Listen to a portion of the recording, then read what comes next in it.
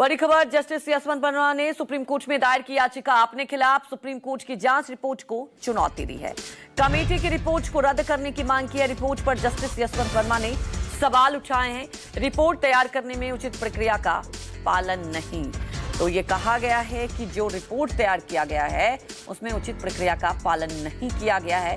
बड़ी खबर आपको बता दें, कैश कांड में फंसे जस्टिस वर्मा सुप्रीम कोर्ट पहुंचे हैं। रिपोर्ट पर जस्टिस वर्मा ने सवाल उठाए हैं। हमारे वरिष्ठ सहयोगी प्रभाकर मिश्रा हमारे साथ लाइव जुड़ चुके हैं।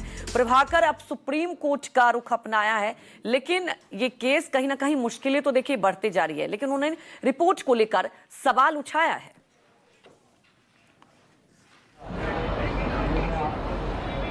देखिए, 2 दिन बाद 3 दिन बाद संसद का सत्र शुरू होने वाला है और सरकार की कोशिश होगी कि जल्दी ही महाभियोग प्रस्ताव लाया जाए। लेकिन इस बीच यशवंत वर्मा ने जो सुप्रीम कोर्ट में याचिका दायर की है, कुछ गंभीर सवाल खड़ा किए हैं।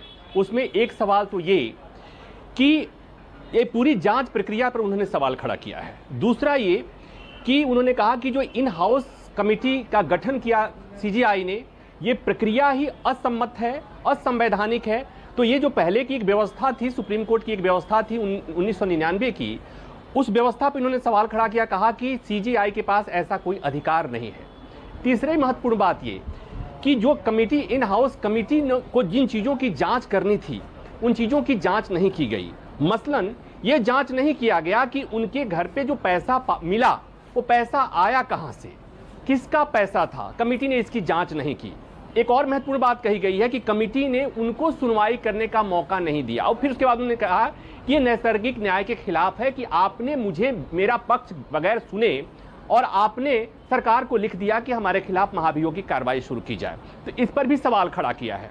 तो कुल मिलाकर ये कि व्यक्तिगत तौर पर ये बात हुए कह रहे हैं कि ये बात, इस पर कोई डाउट नहीं है, हम इस पर सवाल नहीं खड़ा कर रहे हैं कि पैसा हमारे यहाँ मिला, लेकिन ये सब जानते हैं कि वो आउट हाउस था। वो पैसा कहां से आया, किसका पैसा आया, इसकी जांच नहीं की गई। एफआईआर कोई दर्ज नहीं हुई थी। बिना एफआईआर के उन्हें इस मामले में आरोपी बना दिया गया। और एक सवाल और खड़ा किया उन्होंने तत्कालीन सीजीआई जस्टिस संजीव खन्ना के ऊपर कि जिस तरह से रिपोर्ट को, इन हाउस कमेटी की रिपोर्ट को सार्वजनिक किया गया, जिस तरह से इस मामले में मीडिया ट्रायल हुआ, कहीं ना कहीं उनको लगता है कि ये जो हुआ वो गलत हुआ है। और इस आधार पर उन्होंने सुप्रीम कोर्ट से इस मामले में दखल देने की गुजारिश की है, याचिका लगाई है।